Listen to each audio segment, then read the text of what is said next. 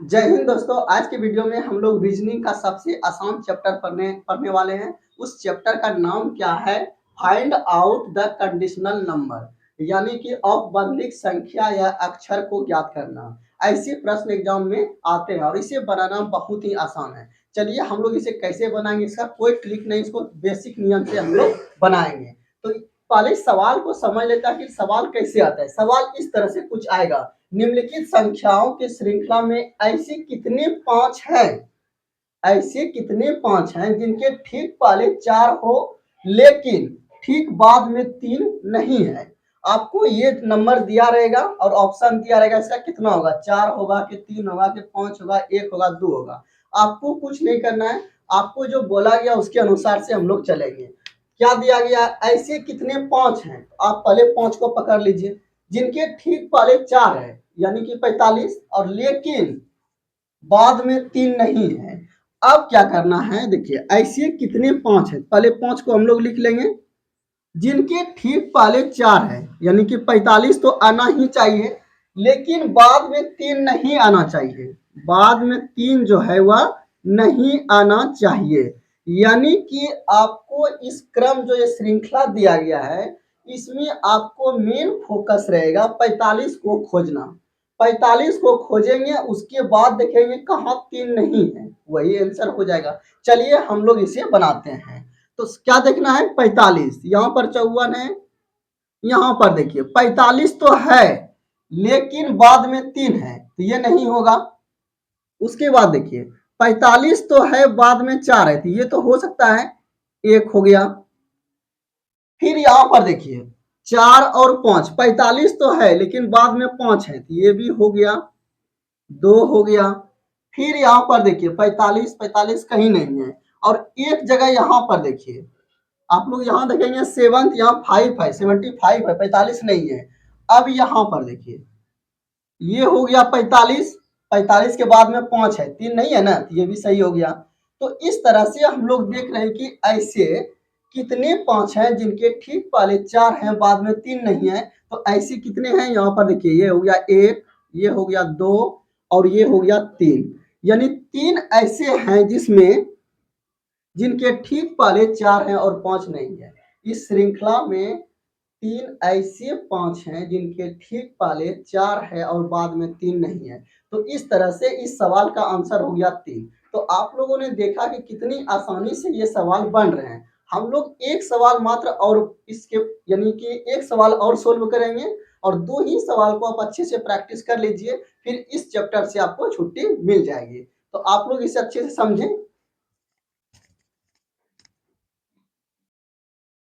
तो आज का दूसरा सवाल क्या है? दूसरा सवाल है, निम्नलिखित श्रृंखलाओं में ऐसी कितनी सम संख्या है?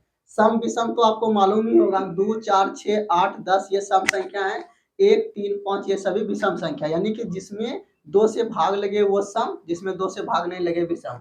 तो निम्नलिखित श्रृंखलाओं में ऐसे कितने सम संख्या हैं जिनके ठीक पहले 6 है तथा ठीक बाद में 3 है? तो आपको क्या करना है, यहां पर देखिए संख्या सम संख्या इस तरह से लिखना है, जिनके ठीक पहले 6 है तो आपको यहाँ 6 दे देना है, और ठीक बाद में 3 है आपको यहाँ 3 लिख देना है। यानी सम संख्या खोजना है, यहाँ पर पहले 6 होगा, बाद में 3 होगा। ठीक है, तो आप ऐसी सम संख्या डायरेक्ट देखेंगे जिसके पहले 6 है। तो यहाँ पर देखिए ये अगर ये हम लोग लेते हैं तो ये सम संख्या है जिनके पहले 6 है और बाद में कितना है, 3 है। तो एक तो ये हो गया आपका आंसर, सम संख्या जिसके पहले 6 है बाद में 3 है, ये भी हो गया, 2 हो गया।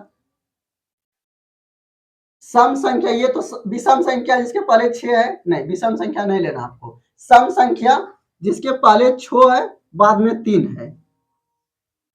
यानी आपका मुख्य फोकस क्या रहेगा, 6 और 3 के बीच में कोई सम आना चाहिए। तो अब यहां पर देखिए सम संख्या जिनके पहले 6 है और बाद में यहां पर देखिए कितना है, इसको अगर इस लाइन में लिखा जाती है जहां 6 हो जाएगा, ये वाला 6 अगर इस तरह से लिखा जाए आगे बढ़ाएंगे तो यहाँ हो जाएगा ना। लेकिन आपको एग्जाम में इसी तरह 2 लाइन बना के देगा ताकि आप उसमें भूल करें। तो यहाँ पर देखिए सम संख्या के पहले 6 है, लेकिन इसके बाद में यहाँ पर देखिए कितना है 6, तो ये नहीं होगा। अब देखिए सम संख्या के पहले 6, बाद में कितना 3, तो ये भी सही हो गया आंसर। कितना हो गया 1 2 3 4, इस तरह से ये 4 आंसर हो गया। 4 ऐसे अंक यानी कि 4 टाइप ऐसे हैं, ऐसे कितने सम संख्या, तो 4 ऐसी सम संख्या हैं जिनके ठीक पहले 6 है और बाद में 3 है। तो आप लोग क्या करेंगे, इसी दो क्वेश्चन को अच्छे से प्रैक्टिस कर लीजिए और इसे सीख लीजिए, ताकि बार बार इसे यानी कि बहुत ज्यादा प्रश्न को प्रैक्टिस करने की इसमें जरूरत नहीं है। ये सब कम समय में अंकदायी चैप्टर हैं। आप लोग इसे अच्छे से नोट करें ताकि आप लोग कोई भी सवाल को बना पाए। बस इसमें इसी टाइप के सवाल आते हैं। और एक बात आप लोग ध्यान रखेंगे, जब तक रिवर्स नहीं बोला जाए, आप लोग इधर से नहीं बोलेंगे। ये नहीं बोलना है इधर से, कितना होता है कि इधर से भी करने लगते हैं, तो ये आपको नहीं देखना है। जब तक रिवर्स नहीं बोला जाए, जैसे बोला जा रहा है उस तरह से करेंगे।